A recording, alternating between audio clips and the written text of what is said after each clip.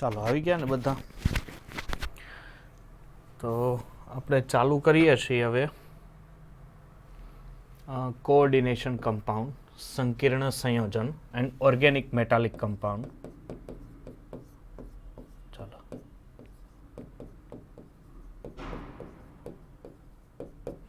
સંકીર્ણ સંયોજન, એક જ મિનિટ.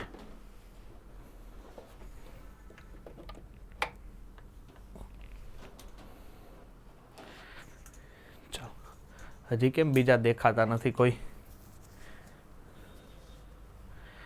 હુતા હશે. હવે એ પાછા ગધા જેવા આમાં જ નહીં આવે ને તો મારે લોચો થાય. આવી તો ગયા છે. હોળી ને ધૂળેટી રમી રમીને આવ્યા છે ભાઈ બધા.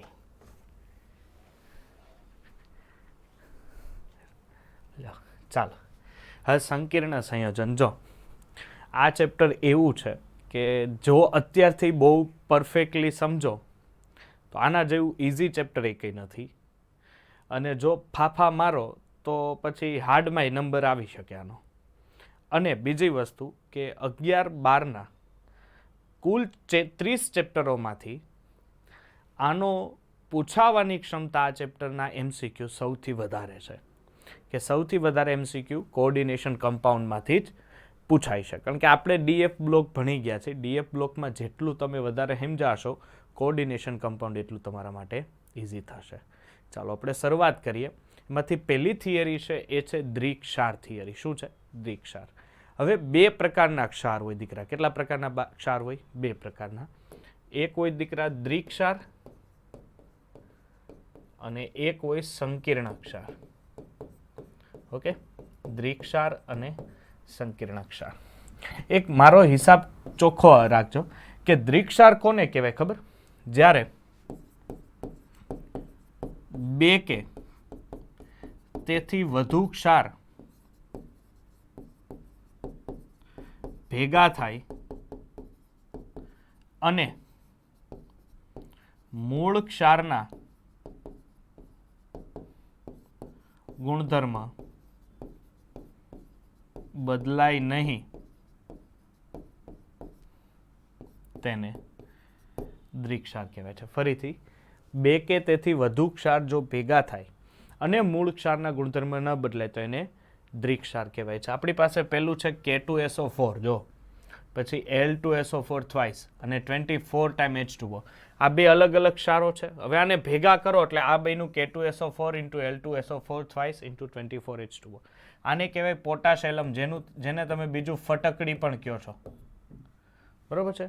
જે પોટાશ એલમ છે. બીજું સર FeSO4, એમોનિયમ સલ્ફેટ અને 6 મોલ ઓફ H2O, જેને તમે ફેરસ એમોનિયમ સલ્ફેટ અથવા મોહરનો ક્ષાર કહો છો. કોનો?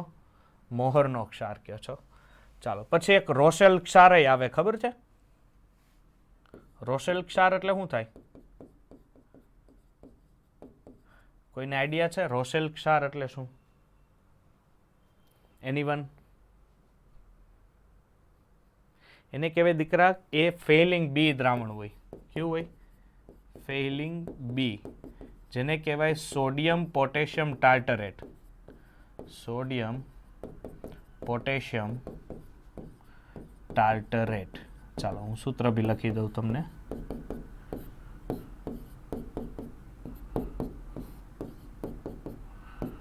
આ છે રોશેલ ક્ષાર. બરોબર છે? Sodium potassium ટાર્ટરેટ. ચાલો પછી છે કાર્નાલાઇટ. KCl MgCl2 6 time H2O. આ બધા કેવા છે? દ્વિક્ષાર, કે બે કે વધુ ક્ષાર ભેગા કરો તો મૂળ ક્ષારના ગુણધર્મ ખોટવાતા નથી. ચાલો પછી છે સંકીર્ણ ક્ષાર. એટલે શું થશે? જ્યારે બે કે તેથી વધુ ક્ષાર ભેગા થાય ત્યારે મૂળ ક્ષારના ગુણધર્મો બદલાય છે. બરોબર છે? બે કે તેથી વધારે ક્ષાર ભેગા થાય ત્યારે શું થાય કે મૂળ ક્ષારના ગુણધર્મ સાહેબ બદલાઈ જાય. એને શું કહેવાય છે? સંકીર્ણ ક્ષાર કહેવાય છે. અને દ્વિક્ષાર એટલે બે કે તેથી વધારે ભેગા થાય ત્યારે શું થાય? મૂળ ક્ષારના ગુણધર્મ બદલાતા નથી. ચાલો હવે આપણી પાસે છે સંકીર્ણ સંયોજનો. સંકીર્ણ સંયોજન આપણને ખબર છે કે કોઈ બી સંકીર્ણ સંયોજન હોય, બરોબર છે, આ સંકીર્ણ સંયોજન ડી વિભાગના તત્વ હશે. કયા? ડી વિભાગના તત્વ. આ સૌથી ઝડપી સંકીર્ણ સંયોજન બનાવે, કારણ કે ડી વિભાગના તત્વને કયા તત્વ કહેવાય? સર, સંક્રાંતિ તત્વ. હવે આને તમને ખબર છે સંક્રાંતિ તત્વ શું કામ કહેવાય? એનીવન? સંક્રાંતિ તત્વ આને શું કામ કહો તમે? જો હવેનું કોઓર્ડિનેશન કમ્પાઉન્ડ છે ને, લેક્ચરમાં બહુ મજા આવશે. બસ તમે ખાસ કંટાળતા નહીં અને તમારું ધ્યાન છે ને અહીંથી બહાર ન જવું જોઈએ. બહુ મજા આવશે. એક એક શબ્દ હું તમને એવો શીખવાડીશ. આને સંક્રાંતિ તત્વ શું કામ કહેવાય? ખાલી ડી કક્ષક નહીં, અયુગ્મિત ડી કક્ષક. ચાલો, એ તો થયું જ, એ તો એનો ગુણધર્મ થયો કે સંક્રાંતિ. સંક્રાંતિ તત્વ બીજું શું કામ કહેવાય ખબર છે? કે આની અંદર સર એની સંક્રાંતિ તત્વની ડાબી બાજુ એસ કમ્પાઉન્ડ હોય અને જમણી બાજુ પી કમ્પાઉન્ડ હોય. બેયના ગુણધર્મનો સંક્રાંત થઈને બનતા તત્વ હોવાને કારણે આને સંક્રાંતિ તત્વ કહેવાય. ફરીથી, પી બ્લોકના તત્વના ગુણધર્મો અને એસ બ્લોકના તત્વના ગુણધર્મ બે મિશ્ર થઈને જે વચ્ચેનો ભાગ છે ડી વિભાગ, એટલે આને સંક્રાંત થઈ કહેલું. એટલે હું કહે કે એસ વિભાગના અને પી વિભાગના તત્વના ગુણધર્મના સંક્રાંત થઈને, એટલે ભેગા થઈને બનતા ગુણધર્મના હોવાને કારણે ડી વિભાગના તત્વને સંક્રાંતિ તત્વ કહેવાય. બીજી વસ્તુ કે સંકીર્ણ સંયોજન બને કેમ? ચાલો ધ્યાન આપજો. સંકીર્ણ સંયોજન છે તો આ સંકીર્ણ સંયોજન બને કેમ? તો સંકીર્ણ સંયોજનમાં શું હોય ખબર દીકરા? કે આ કોઈ મેટલ છે, કે ડી વિભાગની કોઈ મેટલ છે. આ ડી વિભાગની મેટલને કોઈ એલ સાથે, એલ એટલે લિગેન્ડ, એલ એટલે શું? લિગેન્ડ. સર પાછું નવું લઈ આવ્યા, હવે આ લિગેન્ડ એટલે શું અમને ખબર નથી.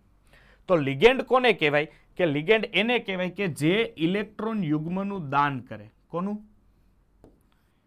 જે ઇલેક્ટ્રોન યુગ્મનું દાન કરે એને શું કહેવાય? લિગેન્ડ કહેવાય છે. હવે આ જે તમારો ધાતુ છે એ તો ચાલો નોર્મલી ધાતુ જ છે, પરંતુ આ લિગેન્ડ છે, આ લિગેન્ડ કાં તો તટસ્થ હોઈ શકે, કાં તો ઋણાયન હોય, અને જો થોડુંક એક્સ્ટ્રા વિચારો તો ધનાયન હોય, પણ ધનાયનો ખૂબ ઓછા હોય લિગેન્ડ. ફક્ત મુખ્ય આ બે જોવા મળે, તટસ્થ અને ઋણાયન પ્રકારના લિગેન્ડ હોય છે. અને આ જ્યારે આ એમ અને એલ વચ્ચે, એટલે કે ધાતુ અને લિગેન્ડ વચ્ચે સવર્ગ સહસંયોજક બંધ બને. કયો બંધ બને? સવર્ગ સહસંયોજક બંધ બને. અને આ સવર્ગ સહસંયોજક બંધ બને એટલે અહીંયાથી બનતા સંયોજનને સંકીર્ણ સંયોજન તરીકે ઓળખાય છે. હવે જો સંકીર્ણ સંયોજનને આધારે પ્રકાર છે, એમાં એક છે કેટાયોનિક કોમ્પ્લેક્સ. શું છે? કેટાયોનિક કોમ્પ્લેક્સ એટલે શું કહેવાય? કે જે સંયોજનની ઉપર આ તમારું કોઓર્ડિનેશન કમ્પાઉન્ડ છે, એની ઉપર જો ધન આયન હાજર, એટલે આખું સંકીર્ણ છે એ કેટાયોનિક સંકીર્ણ કહેવાય. કેવું સંકીર્ણ કહેવાય? કેટાયોનિક સંકીર્ણ કહેવાય. જો તમારા આખા કોઓર્ડિનેશન કમ્પાઉન્ડ ઉપર ઋણ આયન હોય તો આને એનાયોનિક સંકીર્ણ કહેવાય. એનાયોનિક સંકીર્ણ કહેવાય. જો તટસ્થ હોય તો ન્યુટ્રલ કહેવાશે. હવે જો સ્થાયીતાને આધારે કે તેઓ ઘણા સ્થાયી છે ને દ્રાવણમાં વિયોજન પામતા નથી. હવે તમને એવું ઘણું લાગશે, અહીંયા જુઓ CONH3 6 ટાઈમ ને Cl3 કરો તો અહીંથી 3Cl- દૂર કર્યો એટલે તમને એવું લાગશે કે આનું વિભાજન થઈ ગયું. ખરેખર આ વિયોજન નથી. ધ્યાન આપજો, આ વિયોજન નથી. અને તેઓ ઘણા સ્થાયી હોતા નથી અને દ્રાવણમાં નોંધપાત્ર વિયોજન પામે છે. એટલે જો આગળથી ધન આયન છૂટો પડે, બરોબર છે, ધન આયન, અને અહીંયા જો એ અહીંયા કુલ માઇનસ ચાર્જ હોય અને એમાંથી કેડમિયમ ને 4Cn થાય એટલે આ વિયોજન પામે છે. એટલે કે નોર્મલ કોમ્પ્લેક્સ હોય અને એક પેનેટ્રેટિક કોમ્પ્લેક્સ કહેવાય. ચાલો હવે જો સંકીર્ણ સંયોજનને આધારે કેટલાક અગત્યના પદો, એમાં જો વર્નરનો સિદ્ધાંત છે, નો ડાઉટ વર્નરનો સિદ્ધાંત હું આગળ ખેંચીશ. હવે લિગેન્ડના પ્રકાર છે, આના ઉપર ખાસ ધ્યાન આપજો. જે સંયોજન ધાતુ આયનને લિગેન્ડ આપે, બરોબર છે, ધાતુ આયન લિગેન્ડ એટલે શું થાય? કે જે સંયોજન ઇલેક્ટ્રોન યુગ્મનું દાન કરે. ફરીથી યાદ રાખજો, જે સંયોજન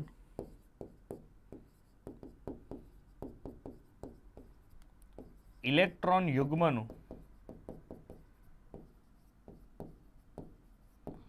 દાન કરે તેને લિગેન્ડ કહેવાય છે. ફરીથી, જે સંયોજન ઇલેક્ટ્રોન યુગ્મનું દાન કરે એને લિગેન્ડ કહેવાય. હવે જો દીકરા આ ઇલેક્ટ્રોન યુગ્મનું દાન કરતો હોય તો હું લિગેન્ડને લુઈસ બેઝ કહી શકું કે નો કહેવાય? તો દરેક લિગેન્ડ છે એ લુઈસ બેઝ તરીકે વર્તે. હા, દરેક લિગેન્ડ છે એ લુઈસ બેઝ તરીકે વર્તી શકે કારણ કે ઇલેક્ટ્રોન યુગ્મનું દાન કરે. હવે એમાં છે ને દીકરા 3 પ્રકારના લિગેન્ડ હોય. એક હોય ધન આયન લિગેન્ડ, એક હોય ઋણાયન અને એક હોય તટસ્થ લિગેન્ડ.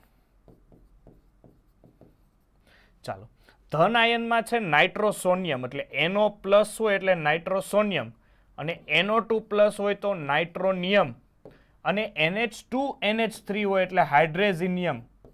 NH2 NH3+ હોય તો આને કહેવાય હાઇડ્રેઝિનિયમ. પછી ઋણાયનમાં ઢગલો છે. ક્લોરીન હોય, સલ્ફેટ હોય, OH- હોય, બરોબર છે, એવા ઢગલો છે. પછી ઓક્ઝેલેટ હોય, C2O4-2. આ બધા કેવા છે? ઋણાયન લિગેન્ડ. જો ધ્યાન આપજો, ઓક્ઝેલેટને OX વડે દર્શાવી શકાય. આ ભૂલ ન પડવી જોઈએ.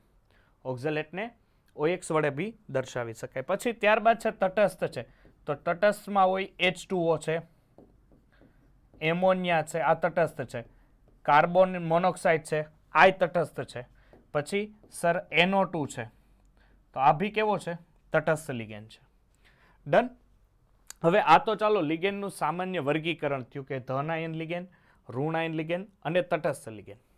હવે હું તમને થોડોક ડીપમાં ખેંચું અને લઈ જાઉં છું ડીપમાં ખેંચીને કે પેલું છે એકદંતીય લિગેન્ડ. કેવો? એકદંતીય લિગેન્ડ. ચાલો, એકદંતીય લિગેન્ડ કોને કહેવાય ખબર દીકરા? જે લિગેન્ડ ફક્ત એક જ ઇલેક્ટ્રોન યુગ્મનું દાન કરતો હોય, જે લિગેન્ડ ફક્ત એક જ ઇલેક્ટ્રોન યુગ્મનું દાન કરતો હોય એને એકદંતીય લિગેન્ડ કહેવાય. જે સંયોજન એક જ ઇલેક્ટ્રોન યુગ્મનું દાન કરે તેને એકદંતીય. ઉદાહરણ આપીએ. Cl- એક ઇલેક્ટ્રોન યુગ્મ આપી શકે sir SO4-2, sir NO2, sir H2O. આ બધા જ કેવા છે? એકદંતીય લિગેન્ડ.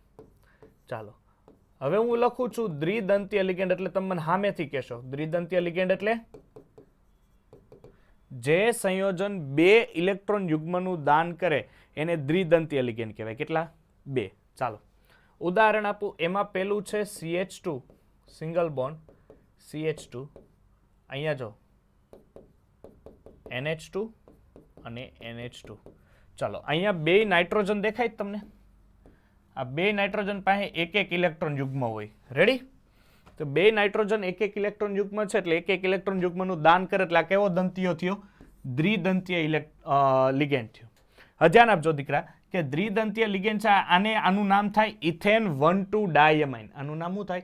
ઇથેન 1,2 ડાયમાઇન, જેને હું EN વડે દર્શાવી શકું. આ યાદ રાખવું, જેને EN વડે બી દર્શાવી શકાય. બીજું શું છે સર? ઓક્ઝેલેટ. જો CO4- C2O4-, આને C2O4-2 તરીકે આ રીતના કહેવાય.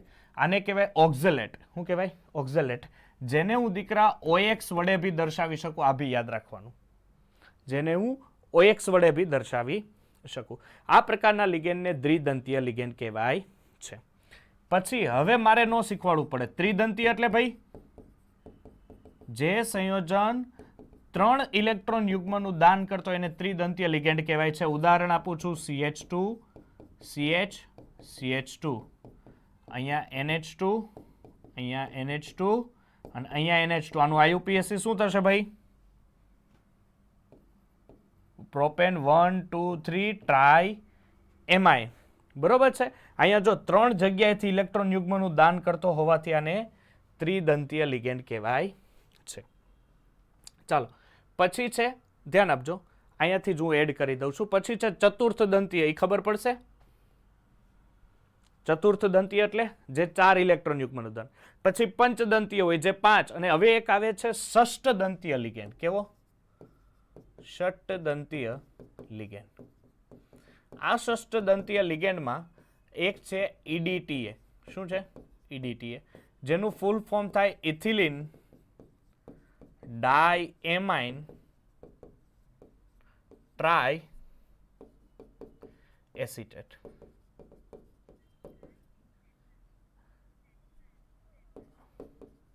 Tetra acetate. અહીંયા ઉપર -4. હું ટ્રાય આવે એ શીખવાડું હતું, પણ મારે ટેટ્રા, હાલો તમારું રાખીને ટેટ્રા, હું ટ્રાય વાળું શીખવાડું. જો અહીંયા ધ્યાન આપો, અહીંયા CH2, અહીંયા N, CH3COO-, આ એક એસિટેટ, આ બીજો એસિટેટ. એ પ્રમાણે અહીંયા નાઇટ્રોજન, આ એક એસિટેટ, આ બીજો એસિટેટ.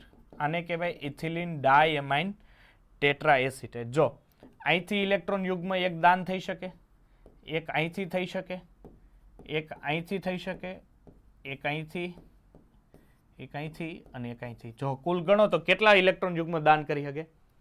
6 ઇલેક્ટ્રોન યુગ્મ દાન કરે. ધેટ્સ વાય આને ષષ્ઠ દંતીય અને ટેટ્રા એસિટેટ છે એટલે ટ્રાય. હવે આ અહીંયા સ્ટ્રક્ચર લાગે.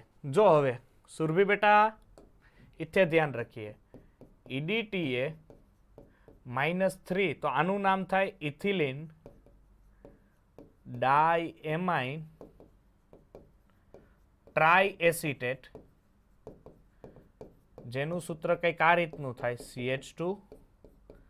CH2 N CH3COO-, CH3COO-, N CH3COO-, અને અહીંયા છેલ્લે હું લખી નાખવાનું H.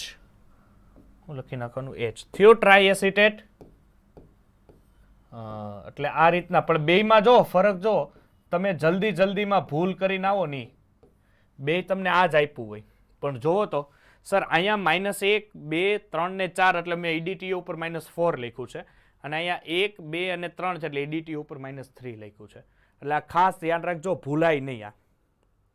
ઓકે, યાદ રહેશે? ચાલો, હવે છે તમારી પાસે કિલેટજન્ય લિગેન્ડ. કિલેટજન્ય લિગેન્ડ એટલે શું થશે કે જે આ જો ધ્યાન આપજો, કિલેટજન્ય લિગેન્ડ એટલે કે જે દ્વિદંતીય લિગેન્ડ હોય. કેવો લિગેન્ડ હોય? દ્વિદંતીય લિગેન્ડ હોય એને કિલેટજન્ય લિગેન્ડ કહેવાય. હવે કિલેટજન્ય લિગેન્ડ હોય કેવો? અહીંયા ધ્યાન આપજો કે દાખલા તરીકે હું એક્ઝામ્પલ આપું છું કે CO EN થ્વાઇસ આવું કંઈક છે, ઉપર +3 ચાર્જ છે. તો તમારે શું કરવાનું કે અહીંયા કોબાલ્ટ મધ્યમાં લખવાનો, અને કિલેટજન્ય લિગેન્ડ હોય તો આ રીતના આ એક EN થયો. EN એટલે ઇથેન 1,2 ડાયએમાઇન. ફરીથી ઇથેન 1,2 ડાયએમાઇન એટલે એક EN દ્વારા 2 ઇલેક્ટ્રોન યુગ્મ આપ્યા એટલે મેં 2 એરા લખ્યા. એવા 3 EN છે, અને આ પ્રકારની જે રચના બનાવે આને કિલેટજન્ય લિગેન્ડ કહેવાય. યાદ રહેશે? આવું લખવું હોય તો આવું લખી શકો, અથવા આવું બી લખી શકો. રેડી? એ તમારી ઈચ્છા, જે રીતના તમે આવું બી લખી શકો પંખાની જેમ. આ બે કિલેટજન્ય લિગેન્ડ જ કહેવાય. +3 ચાર્જ, +3 ચાર્જ ઉતરશે ભેજામાં. ચાલો, પછી છે એમ્બિડેન્ટ લિગેન્ડ્સ, એટલે એક કરતા વધુ સવર્ગ સ્થળ નિર્દેશ ધરાવતા લિગેન્ડ એક દંતીય. હવે જો, હવે એમ્બિડેન્ટ લિગેન્ડ અથવા એનું આપણી ગુજરાતી ભાષામાં એને કહેવાય ઉભય દંતીય લિગેન્ડ. કેવો? ઉભય દંતીય લિગેન્ડ, જેને ઇંગ્લિશમાં કહેવાય એમ્બિડેનેટેડ. કેવો? એમ્બિનેટેડ. હવે એમાં જોવો શું થાય છે કે NO2 દેખાય છે. જો NO2 હોય ત્યારે યાદ રાખજો કે હંમેશા અહીંયા નાઇટ્રોજન દ્વારા ઇલેક્ટ્રોન યુગ્મ આપવામાં આવે. કોના દ્વારા? નાઇટ્રોજન દ્વારા. એટલે નાઇટ્રોજન ઉપર અહીંયા ઇલેક્ટ્રોન યુગ્મ હોય અને એ ડોનેટ કરે. પછી નાઇટ્રાઇટો એટલે અહીંયા NO2, અહીંયા ONO બને. અહીંયા કોના દ્વારા ઇલેક્ટ્રોન યુગ્મ આપવામાં આવે? હવે ઓક્સિજન દ્વારા ઇલેક્ટ્રોન યુગ્મ આપવામાં. બેયના સૂત્ર એક જ છે, પણ ઇલેક્ટ્રોન આપવાની જે ક્ષમતા છે ને, એકવાર નાઇટ્રોજન આપે અને એકવાર ઓક્સિજન આપે. એક જ સંયોજનમાંથી એટલે ઘણા શું કરે છે ખબર, આ ભૂલ ખાય કે આ દ્વિદંતીય લિગેન્ડ, ખરેખર આ દ્વિદંતીય લિગેન્ડ નથી, એકદંતીય લિગેન્ડ છે, પણ એક વારમાં એક જ આપી શકે. સમજો અહીંયા જ્યારે NO2 છે ને તો નાઇટ્રોજન આપે છે ત્યારે ઓક્સિજન નહીં આપે. હવે નીચે આવો નાઇટ્રાઇટો છે, ઓક્સિજન આપે ત્યારે નાઇટ્રોજન આપે નહીં. એટલે એક સમયે એક જ તત્વ ઇલેક્ટ્રોન યુગ્મનું દાન આપતો હોય, પણ એવા એક સંયોજનમાં જો બે તત્વો હોય એવા કે જે ઇલેક્ટ્રોન યુગ્મનું દાન કરે, એને એમ્બિડેરેટ લિગેન્ડ અથવા ઉભયદંતીય લિગેન્ડ કહેવાય છે. કેવો લિગેન્ડ કહેવાય આને? ઉભયદંતીય લિગેન્ડ કહેવાય છે. ઉતરશે ભેજામાં?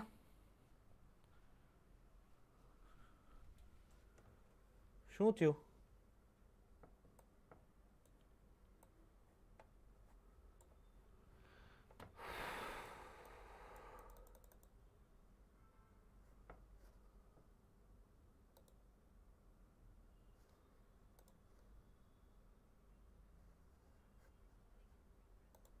ચાલો, અવાજ આવે છે?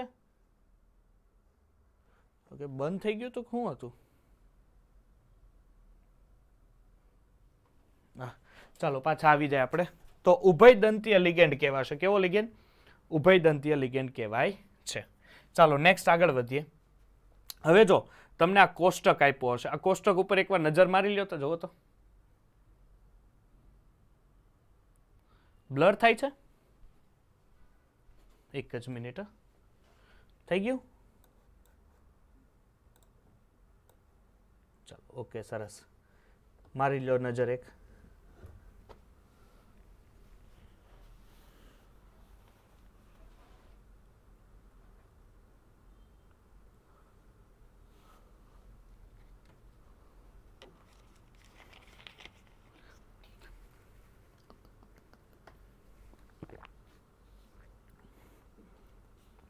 શું સુરભી હડિયા, કેવું ચાલે બેટા?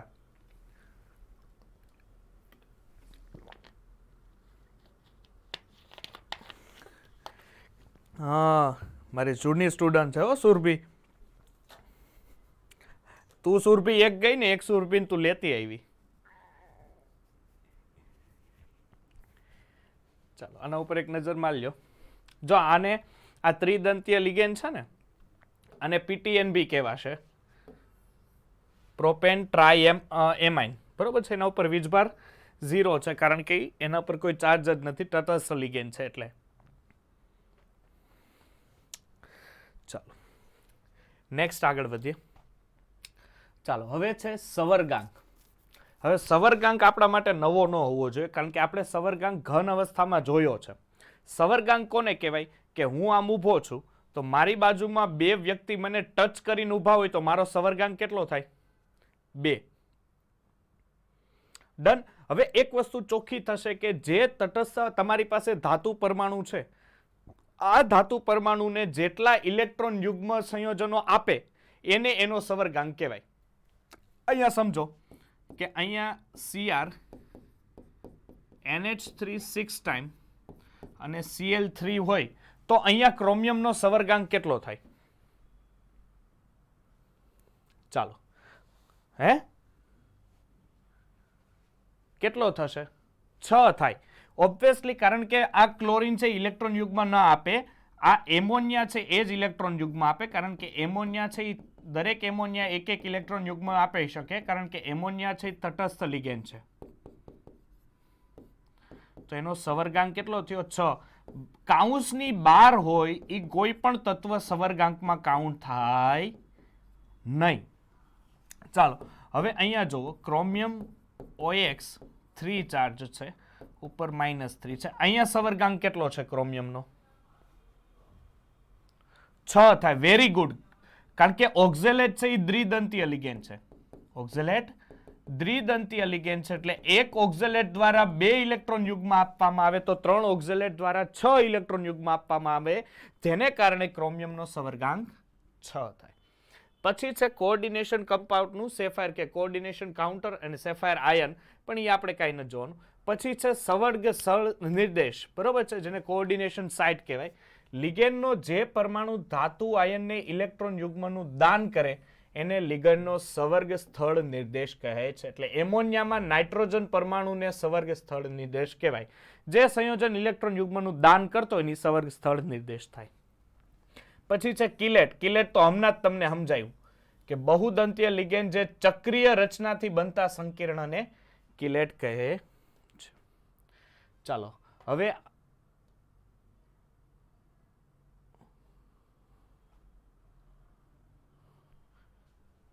એવું થાય છે તો લોચો કર્યો ને. 1 મિનિટ. હવે જોતો. હવે બોલો તો ભાઈ બીજું કોઈ भी साला बे बोला ना अभी तो मार खाएगा. ચાલો હવે આયુપીએસસી નું નામકરણ ની મેં ઓલી જોવો તો થિયરી કાપી નાખી. ડાયરેક્ટ કેમ નામકરણ આવ્યું?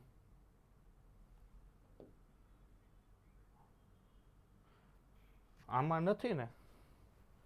જો તો આયુપીએસસી ના પેલા તો એક કામ કરો તો આયુપીએસસી ના ઓલા નિયમો છે ને એ જોઈ લો.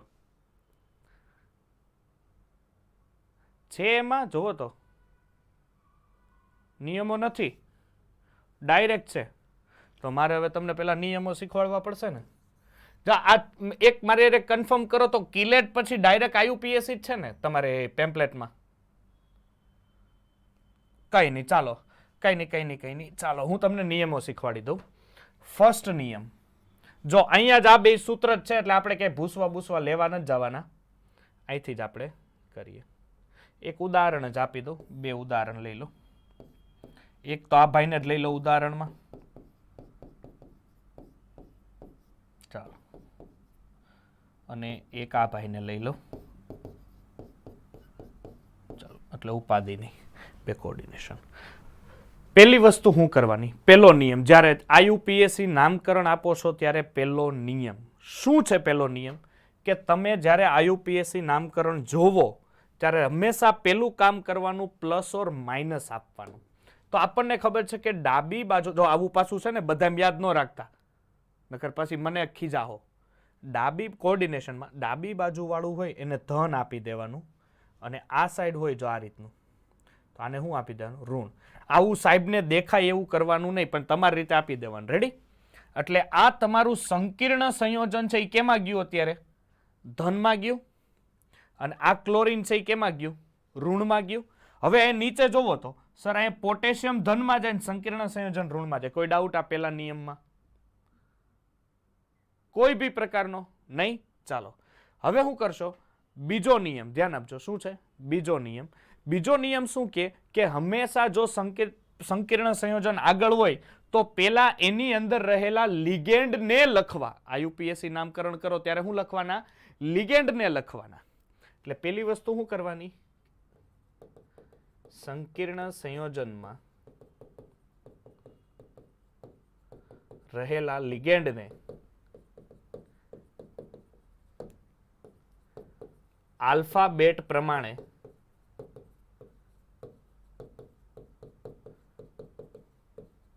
આલ્ફાબેટિક પ્રમાણે એટલે ખબર ને? એબીસીડી ના ક્રમ પ્રમાણે ગોઠવવાના.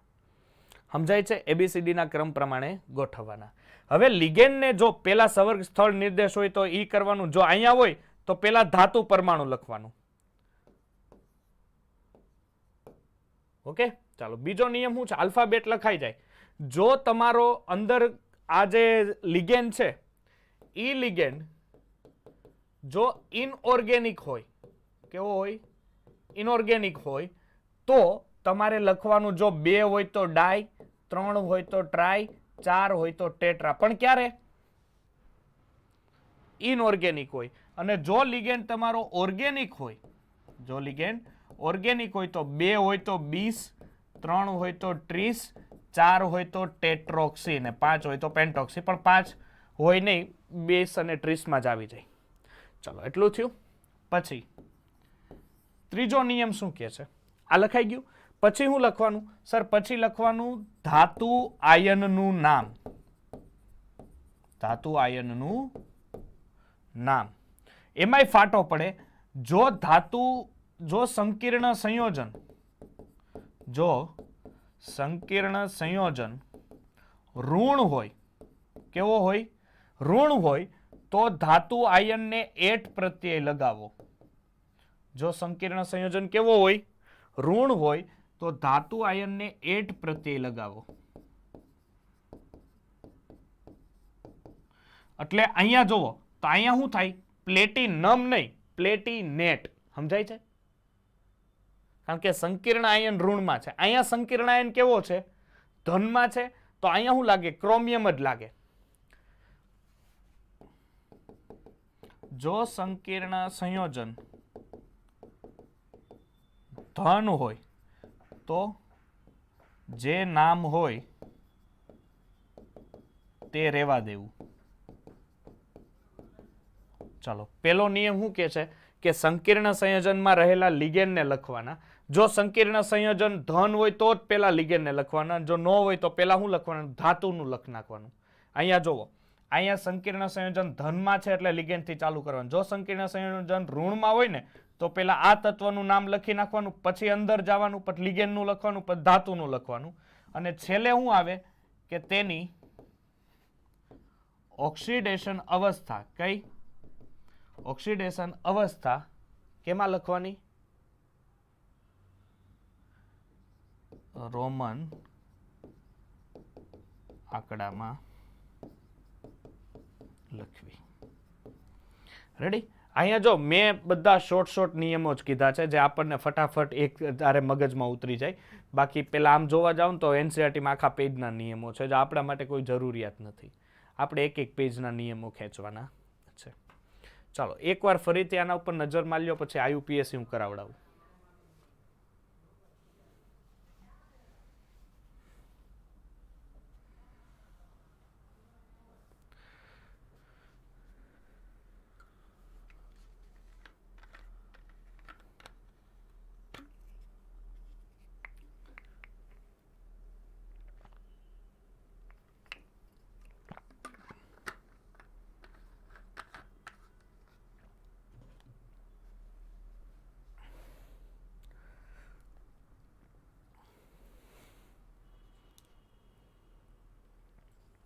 ચાલો જોવાઈ ગયું?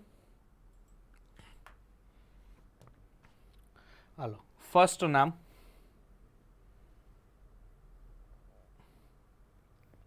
હવે તમે એક છે ને કામ કરજો, તમે ચોપડામાં જોજો, કારણ કે હું અહીંયા લખીશ ને તો આટલા હમાહે નહીં, એટલે હું અહીંથી એક એકથી લખતો જાઉં છું. બરોબર? ચાલો, આ ફર્સ્ટનું નામ. ચાલો, શું છે સર? K4 છે આગળ. શું છે? K4. પછી FeCN6 છે. રેડી? આવું છે. એક કામ કર્યું હોય તો આપણે આમાં આમ મોટું કરીને આમ લખ્યું હોય તો હમાઈ જાય બધાય? હમાઈ જાય છોકરાઓ? હમાઈ જ જાય ને કા? નાના અક્ષર કાઢશું થોડાક. દેખાય છે ને? ચાલો, હવે પોટેશિયમ ધનમાં છે અને તમારો સંકીર્ણ સંયોજન માઇનસમાં છે. તો પેલા શું લખશો? ધન વાળું.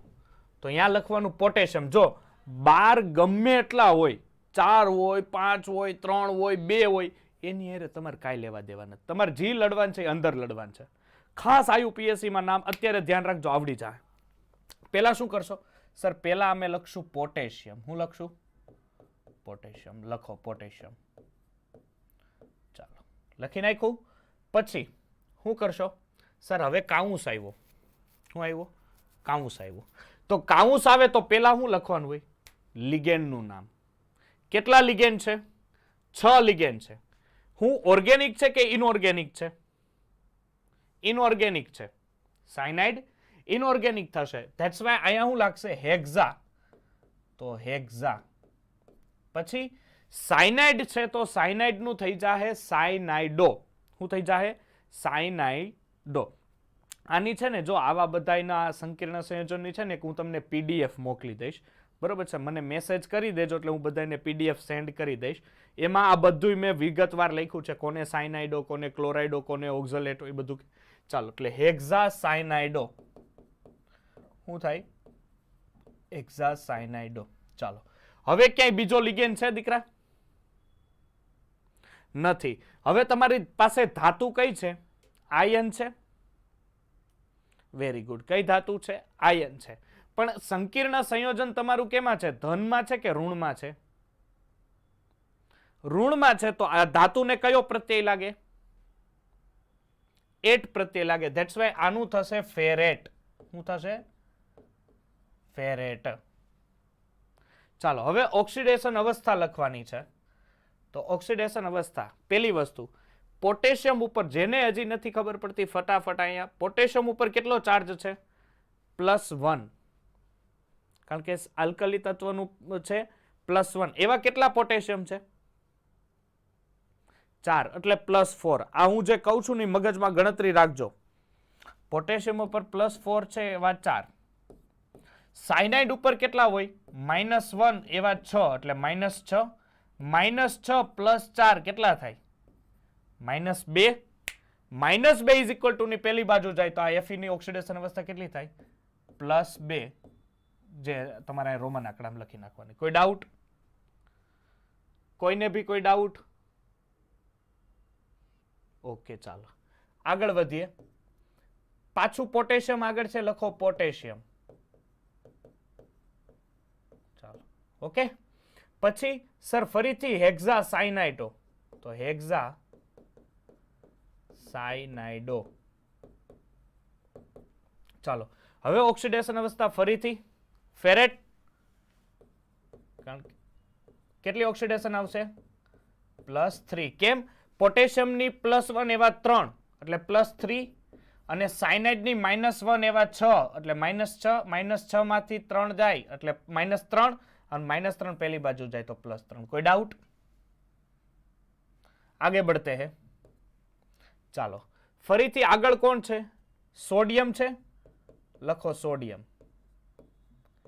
ચાલો કયો છે ઓક્સિડેશન અવસ્થા? સોરી, લિગેન્ડ નાઇટ્રાઇટો કે નાઇટ્રો? નાઇટ્રો છે. શું છે? નાઇટ્રો છે. નાઇટ્રો છે એટલે શું કરશો? આગળ વધશો. આ આવડશે. ત્રીજું હોમવર્કમાં આપું છું. ચોથું જોવો તો આવડશે. શું થશે? Potassium, potassium. પછી 4 છે આગળ, ભલે પોટેશિયમ ગમે એ નો લખવાનો, પણ ટ્રાય. હવે CO3 છે, ધ્યાન આપજો. CO3 -2, આને કાર્બોનેટો કહેવાય. આમ કાર્બોનેટ કહેવાય, પણ લિગેન્ડમાં આવે ને એટલે આનું નામ થઈ જાય કાર્બોનેટો. તો અહીંયા થઈ જાય ટ્રાય કાર્બોનેટો. ચાલો હવે સર સંકીર્ણ સંયોજન મારો માઇનસમાં છે તો નિકલેટ થઈ જાય. નિકલનું શું થઈ જાય? નિકલેટ. કેમ સાહેબ નિકલેટ થઈ જાય? સંકીર્ણ સંયોજન માઇનસમાં હોય તો એટ પ્રત્યય લાગે. ચાલો ઓક્સિડેશન અવસ્થા લખવાનો સમય આવી ગયો. કાર્બોનેટ ઉપર કેટલો ચાર્જ હોય? -2. એવા કેટલા છે? 3 છે, એટલે -6. ચાલો એટલે આ -6. અને પોટેશિયમ ઉપર +1 એવા 4 છે, એટલે +4 -6. -2 -2 પેલી બાજુ જાય તો +2. ધેટ્સ વાય આની રોમન આંકડામાં ઓક્સિડેશન અવસ્થા +2 થશે. ચાલો આગળ વધીએ. આવડશે? સોડિયમ. હે? ચાલો ઓકે. તો 5, 6 એ તમને આપું જાતે થશે? હે? હા પાડો છો કે ના પાડો છો? ઓકે ચાલો. 7મું જો હું કરાવું છું, એમોનિયમ. કારણ કે NH4 છે એટલે એમોનિયમ લાગે ને. NH4 છે, NH3 હોય તો એમોનિયા લાગે. NH4 છે.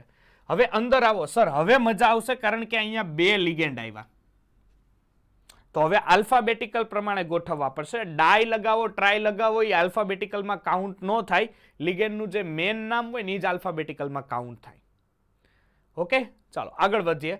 પેલા એમાઇન છે અને ઓક્ઝલેટો છે.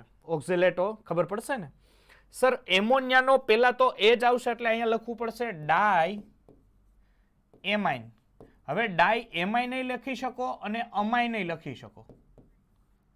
ઓકે, ડાઈ એમાઇન બી લખી શકો અથવા અમાઇન બી લખી શકો, બીજું કોઈ વસ્તુ નથી એમાં. પછી ડાઈ ઓક્ઝેલેટો, શું થશે? ડાઈ ઓક્ઝેલેટો. ચાલો, અહીંયા સુધી સાહેબ અમે લડી લીધું. હવે શું કરશો સર? ઓક્સિડેશન અવસ્થા નહીં, પેલા તો હજી બાકી છે સંકીર્ણ સંયોજન. તો તમારું સંકીર્ણ સંયોજન માઇનસમાં છે એટલે કોબાલ્ટેટ. એમ આઈ રાઈટ?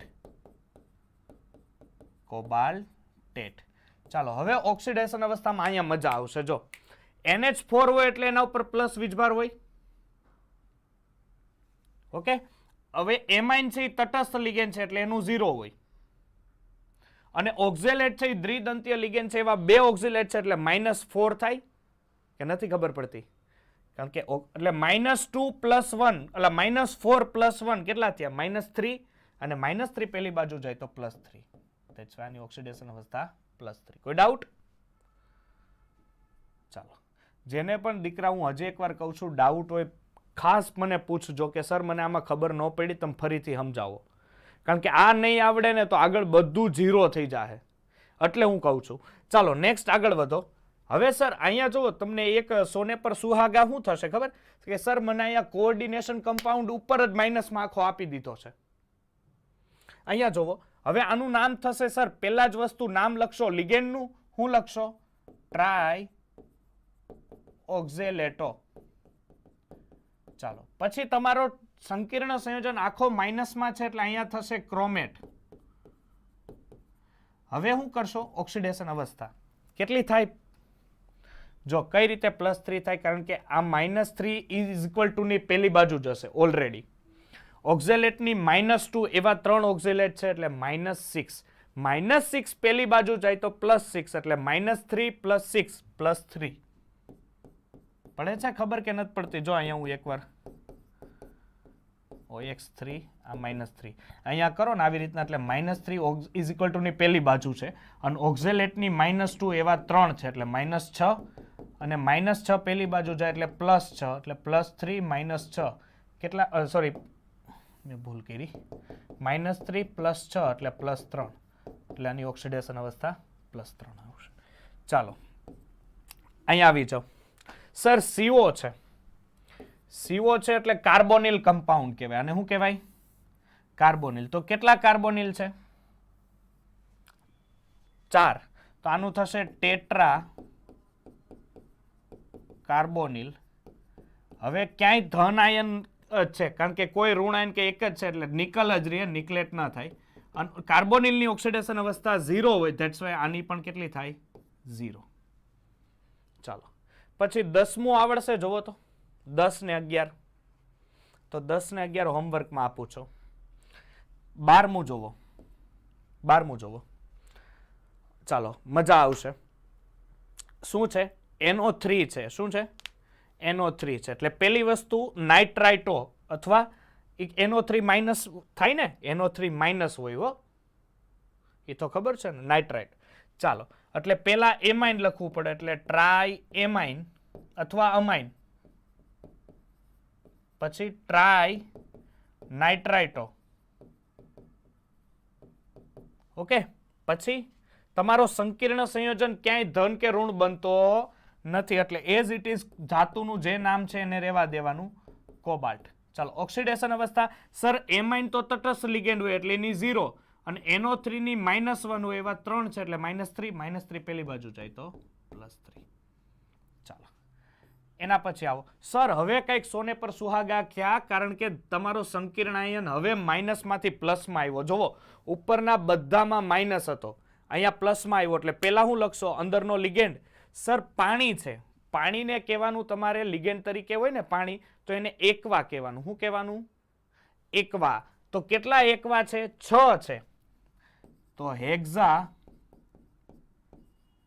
એકવા. એવું લાગે તો પેમ્પલેટમાં તમે જાતે મારી હારે નામ લખતા જાજો. હેક્ઝા એકવા, બરોબર છે. પછી સર તો હવે ધાતુ લખવી પડે ને, તો શું આવશે? મેંગેનીઝ. પછી જો અહીંથી જ નવું ચાલુ થશે, મેંગેનીઝ.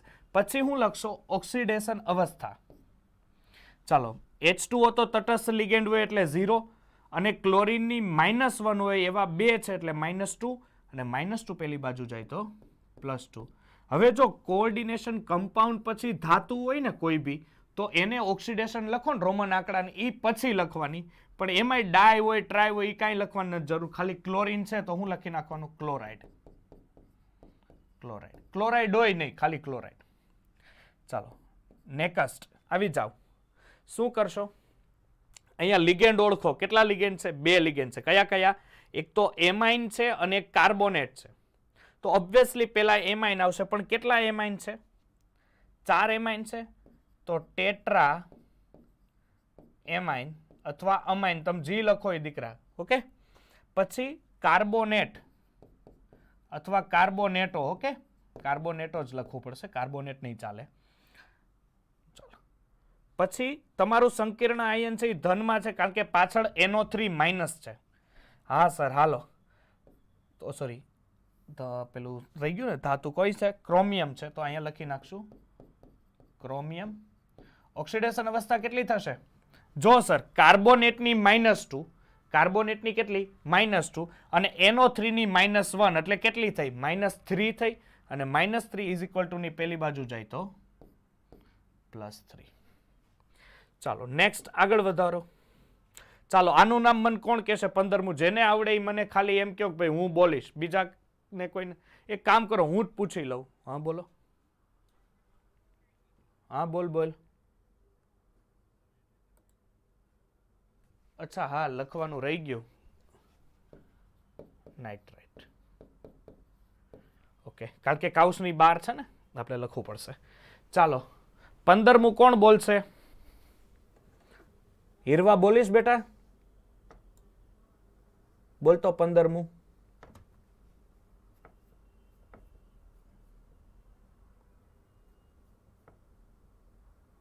એવું લાગે પેમ્પલેટ છે જ આપણે 15મું, એમાં જોવો ને, જોઈ લ્યો હરખાઈએ.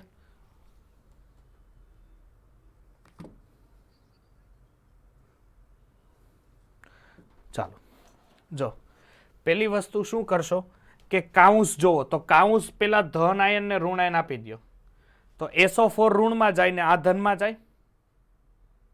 ચાલો પછી અંદર લિગેન્ડ જોવાના ને આલ્ફાબેટિકલ. તો લિગેન્ડ ઓળખો, એક H2O છે ને એક એમોનિયા છે. તો એક એકવા થાય, ધ્યાન આપજો, એક એકવા થાય, પાણી એટલે એકવા કહેવાનું એને, અને એક એમાઇન થાય. તો લોચો અહીંયા પડ્યો કે બેયમાં પેલા એ આવે. તો હવે તમારે બીજા અક્ષર ઉપર જવાનું. તો એકવામાં બીજો શું આવે અક્ષર? ક્યુ આવે. અને એમાઇનમાં બીજો અક્ષર શું આવે? એમ આવે. તો ABCD પેલા એમ આવે, ક્યુ આવે, એમ આવે. તો તમારે પેલા લખવું પડે એમ. એમાં એમાઇન કેટલા છે? 4 છે દીકરા. તો અહીંયા લખજે ટેટ્રા અમાઇન. હું લખવાનું ટેટ્રા અમાઇન. પછી ડાય એકવા. હું ડાય એકવા. ચાલો અહીંયા સુધીનું પૂરું થઈ ગયું કામ આ લિગેન્ડનું? ના સર, હજી ધાતુ લખવાનું બાકી છે. ધાતુ કઈ છે? નિકલ છે. નિકલ હું કામ? નિકલેટ હું કામ નહીં? કારણ કે સર તમારું સંકીર્ણ આયન છે એ કેમાં છે? ધનમાં છે. ઓકે, ચાલો ઓક્સિડેશન અવસ્થા લખશું. સર ઓક્સિડેશન અવસ્થા કેટલી થાય? H2O 0 થાય, એમોનિયા 0 થાય, પણ સર 12 SO4 છે, પણ SO4 ઉપર કયો ચાર્જ હોય? -2. -2 પેલી બાજુ જાય તો +2. અને SO4 ને શું કહેવાય? સલ્ફેટ. ધેટ્સ વાય હું લખી નાખું સલ્ફેટ. કોઈ ડાઉટ? ચાલો 16મું કોણ કહેશે?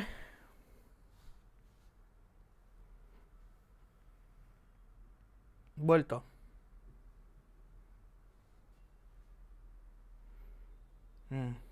પિરિડીન છે. C5H5 એટલે પિરિડીન કહેવાય.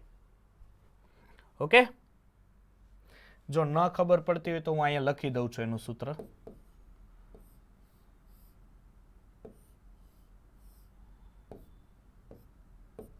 આ છે C5H5N.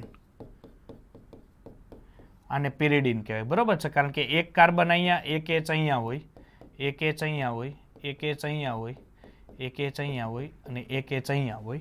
That's why. અને આ 5 કાર્બન, 5 હાઇડ્રોજન, 1 નાઇટ્રોજન, પિરિડીન કહેવાય.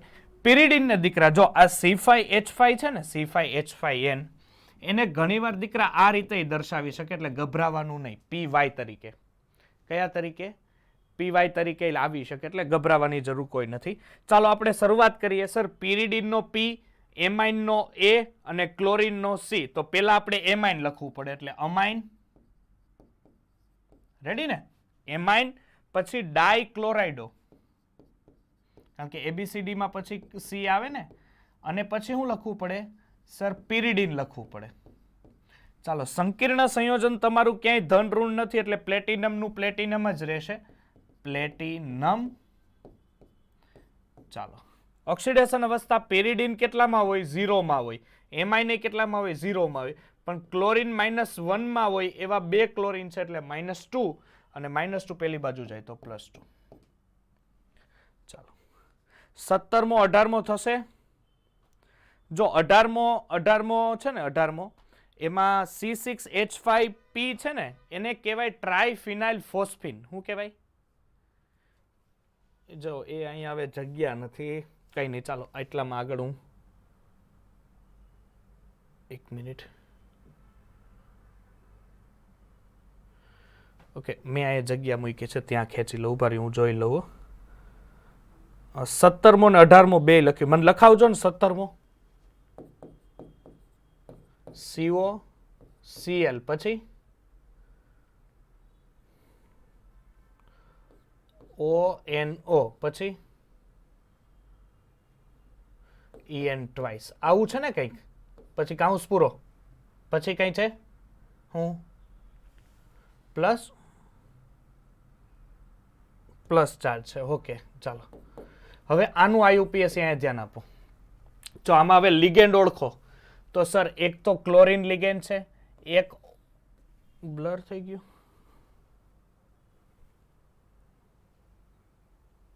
ભાઈ 1 મિનિટ હો ભાઈ, થઈ ગયો હવે. ઉભા રહ્યું, પાછું બ્લર થયું. કેમ આમ છે ભાઈ? અમારે લેક્ચરની મજા લેવી હોય તો થયો. હવે રેડી કે નથી થયો હજી? ઓકે, ચાલો. હવે લિગેન્ડ જો એક ક્લોરીન છે, એક ONO છે, ને એક EN છે. રેડી? EN એટલે શું થાય? ઇથેન 1,2 ડાયમાઇન. એટલે એ ઓર્ગેનિક છે. યસ સર, ઓર્ગેનિક છે. તો આમાંથી લખવાની શરૂઆત કરશો એટલે પેલું શું લખવું પડશે? ક્લોરો લખવું પડે, કારણ કે ABCD માં પેલા ક્લોરા એટલે ક્લોરાઇડો. પછી સર અહીંયા નાઇટ્રાઇટો છે, અને અહીંયા ઇથેન છે, એટલે ઓબ્વિયસલી ઇથેન. પણ સર ઇથેન 1,2 ડાયમાઇન ઓર્ગેનિક કમ્પાઉન્ડ કહેવાય. કેવું કહેવાય? Organic compound. તો ઓર્ગેનિક કમ્પાઉન્ડ જ્યારે 2 હોય ત્યારે શું લગાવવાનું થાય? 20 લગાવવાનું થાય. ધેટ્સ વાય અહીંયા લખશું 20, પછી કાઉન્સ કરી નાખવાનો ઇથેન 1,2 ડાયમાઇન. રેડી? ઇથેન 1,2 ડાયમાઇન. પછી શું લખશું? હવે અહીંયા જો આ ટર્નિંગ પોઈન્ટ છે. હવે અહીંયા ONO છે, એટલે આ ઉભયદંતીય લિગેન્ડ છે ને. તો અહીંયા ONO દેખાય ત્યારે કોણ ઇલેક્ટ્રોન યુગ્મનું દાન કરતો હોય? ઓક્સિજન કરતો હોય. તો તમારે અહીંયા લખવાનું જો અહીંયા લખવાનું નાઇટ્રાઇટો. હું પછી અહીંયા લખી નાખવાનું O. હું કામ O લખવું પડે? કે અહીંયા કેવું પડે કે અહીંયા ઓક્સિજન દ્વારા ઇલેક્ટ્રોન યુગ્મ કોને આપવામાં આવે છે? કોબાલ્ટને આપવામાં આવે છે. That's why O. અને પછી હું લખવાનું કોબાલ્ટ લખી નાખવાનું, કારણ કે તમારું સંકીર્ણ આયન ધનમાં છે. કોબાલ્ટેટ ન થાય એટલે આપણે લખી નાખશું કોબાલ્ટ. ઓક્સિડેશન અવસ્થા કેટલી આવશે? ઓક્સિડેશન અવસ્થા કયો તો મને. ઓક્સિડેશન અવસ્થા આવશે કેટલી? જો +1 છે ઉપર, એટલે ઇઝ ઇક્વલ ટુ ની ઓલરેડી પેલી બાજુ +1 છે જ, અને ક્લોરીનની -1 છે, એવા એ પેલી બાજુ જાય તો +1, એટલે કેટલી થાય? 3. ચાલો, +3 કેમ થાય? ONO ની માઇનસ, પછી ક્લોરીનની -2 પેલી બાજુ જાય +2. ચાલો, 18મું મને લખાવજો તો શું છે? એક જ મિનિટ. હા, આઈ થિંક મારા ખ્યાલ પ્રમાણે NO2 તો આપણે તટસ્થ લિગેન્ડમાં કાઉન્ટ કર્યો હતો ને. ઉપર હા રેડી, NO2 ની -1 હોય. ઓકે, એટલે 3 થશે ને અહીંયા. +1 છે જે ઓલરેડી પેલી બાજુ છે. અહીંયા કંઈક આવું છે, C6H5, 1 મિનિટ, 3, અહીંયા P, આ કાઉન્સ પૂરો. પછી શું છે?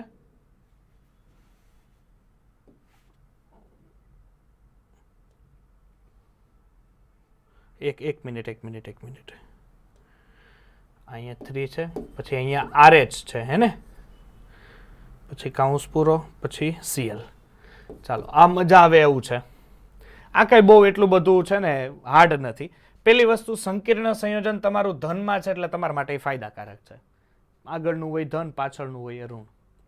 હવે શું કરશો કે સર આ જે છે ને આ કમ્પાઉન્ડ, હવે અંદરનું જોવો, ખાલી અંદરનું, એટલે P છે એની હારે એક બેન્ઝીન અહીંયા છે, એક બેન્ઝીન અહીંયા છે. આનો સીધો મતલબ આ હોય હેલું જ, પણ તમને અઘરું કરીને આ મૂકે એટલે તમને શું થાય, ગોટા વળી જાવ. આને કહેવાય ટ્રાયફિનાઇલ ફોસ્ફીન. શું કહેવાય? ફોસ્ફીન. અને પછી અહીંયા હજી એને 3, એટલે આખા કમ્પાઉન્ડ ને જોવો 3 વડે ગુણ્યા છે, દેખાય છે? આખા ને 3 વડે, એટલે આ શું થયું? ટ્રાયફિનાઇલ ફોસ્ફીન. હું મારું સાચું ખોટું? તો આનું IUPAC થાય ટ્રાયફિનાઇલ ફોસ્ફીન. પછી સર તમારા સંકીર્ણ આયનનું નામ એટલે કે રોહોડિયમ. RH એટલે રોહોડિયમ જ થાય ને.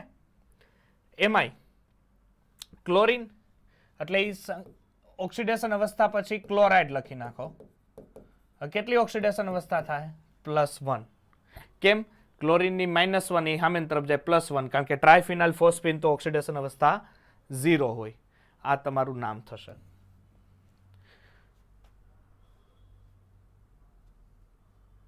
હે ક્યું? ક્યાં?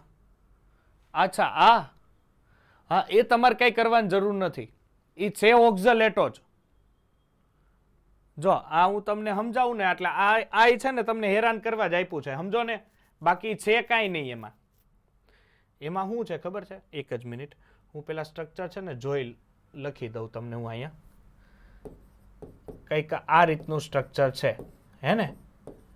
કંઈક અહીંયા ઓક્સિજન આપે અને અહીંયા, સોરી, એક જ મિનિટ, અહીંયા કંઈક આ રીતનું છે. અહીંયા જોઈન્ટ નથી, સોરી. હવે આનો ચોખ્ખો મિનિંગ શું થયો ખબર? આ જો C2O4 ઓક્ઝલેટ છે, આ ઓક્ઝલેટ છે ને ઓબ્વિયસલી, કારણ કે C2O4 એટલે આનું સ્ટ્રક્ચર હું લખું ને એટલે આવું થાય. જોઈ લો, ચાર્જ છે ઉપર, -2 છે કે -1 છે? મને 2 છે, કઈ નહીં, ચાલો -2 હાલો. હવે આ ઉપરનું સ્ટ્રક્ચર છે ને આ છે. હવે આનું IUPAC બનાવો તો ડાયઓક્ઝલેટો, અને તમારું માઇનસ છે સંકીર્ણ સંયોજન એટલે પ્લેટિનેટ. બરોબર છે? ઓક્સિડેશન અવસ્થા -2 પેલી બાજુ ઓલરેડી હોય જ, અને આ બાજુ -2 એવા બે, એટલે -4 ને -4 પેલી બાજુ જાય તો +4, એટલે શું થાય? +2. પ્લેટિનમની ઓક્સિડેશન અવસ્થા +2. બોલો, હતું અઘરું? આ તમારે સમજવું પડે ખાલી, બાકી હાર્ડ નથી કાંઈ. હવે તમારી પાસે કદાચ દીકરા NCERT છે આપણી પાસે, જોવો તો એમાં NCERTમાં સ્વાધ્યાય, કોયડા, એના જોરદાર IUPAC આપ્યા. તમે એમાંથી જ કરી નાખો ને સ્વાધ્યાયના IUPACના. જો તો આઈ થિંક પેજ નંબર મને આઈડિયા નથી. NCERTની બુક હોય ને તમારી પાસે, જોવો તો એમાં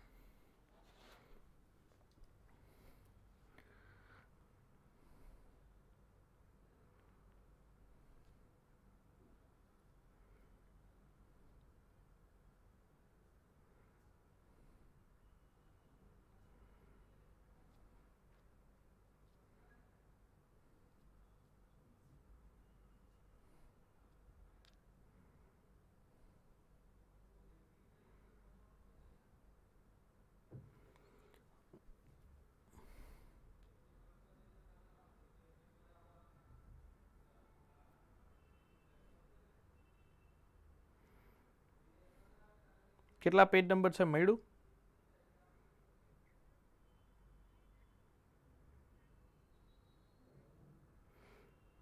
હા જો 250 ને 251 ના પેજ નંબર ઉપર જો કોયડો 9.2, 9.3 અને લખાણ સંબંધિત જોવો તો એમાં લખાણ સંબંધિત 9.2 જોવો એ હું કરાવું. હવે જો આટલા બાકી રહ્યા છે આ આવડશે? એમાં 26મો હું કરાવીશ, 26, 25 એ બે હું કરાવીશ, એનું ટેન્શન ન લ્યો. ઉપરના થશે, જો ન થાય તો મને કહેજો. અને આ 22 છે ને 22, અહીં મારા સામું ધ્યાન આપો. આ 22 છે ને એમાં ડીએમજી લખ્યું ને, ડીએમજી નો મિનિંગ થાય ડાયમિથાઇલ ગ્લાયકોઝાઇમ. હું ડીએમજી નો મિનિંગ થાય કેટલામો? 20મો ને? આ 20મો હું કરાવી દઈશ.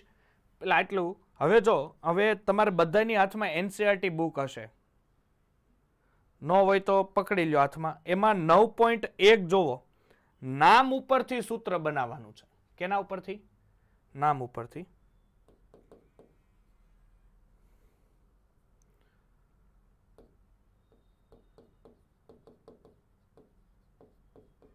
ચાલો એમાં પેલું જોવો, ટેટ્રા એમાઇન ડાય એકવા કોબાલ્ટ. હવે ટેટ્રા એમાઇન છે એટલે અહીંયા આવી રીતના લખવાનું ચાલુ કરવાની કે એમાઇન 4 છે, પછી ડાય એકવા એટલે H2O 2 છે. હવે એવું જરૂરી નથી કે હું H2O પહેલા લખી નાખું ને એમાઇન પછી લખવાનું, એની યાર કોઈ લેવા દેવા નથી કાંઈ. ચાલો પછી કોબાલ્ટ છે તો કોબાલ્ટ અહીંયા લખવાનું. રેડી? હવે એકેય કાંઈ વસ્તુ છે ઓક્સિડેશન અવસ્થા પહેલા કાંઈ નથી એટલે આને પ્લસ કરી નાખવાનો. અને સર અહીંયા મને એક વસ્તુ ખબર પડી ગઈ કે કોબાલ્ટ છે ને, કોબાલ્ટ હે તો એ તમારું સંકીર્ણ સંયોજન ધન જ હોય, કારણ કે કોબાલ્ટ ટેટ હોય તો ઋણ હોય. એટલે હવે તમારે આ સંકીર્ણ સંયોજનની આગળ કોઈ વસ્તુ લખવાનું ન થાય. જો આગળ તમે લખો ને તો સંકીર્ણ સંયોજન ઋણ થઈ જાય, તો એ કોબાલ્ટેટ હોવું જોઈએ, પણ એવું નથી એટલે આપણે એને કેન્સલ કરીએ છીએ. પછી છે સર ક્લોરાઇડ. પણ કેટલા ક્લોરાઇડ છે એ બાર તો કઈ ખબર ન પડે ઓક્સિડેશન અવસ્થાની પેલી બાજુ, કારણ કે અહીંયા આપણે ડાય ટ્રાય કાંઈ નથી લગાવતા. તો એ કેમ ખબર પડે કે કેટલા ક્લોરાઇડ છે? એની ઓક્સિડેશન ઉપરથી ખબર પડે. જો હું તમને કહું, ચાલો ચાલો શું છે કે સર અહીંયા એમાઇન એમોનિયાની 0, H2O ની 0, તો અહીંયા કેટલી આપી છે જુઓ તો, 3 આપી છે. તો સર ક્લોરીન કેટલા હોવા જોઈએ? 3 હોવા જોઈએ, કારણ કે જો ક્લોરીન 3 હોય તો -3 અને -3 પેલી બાજુ +3 આવડે. બીજો જોવો તો એમ, હા ચાલો એ કરો બીજો.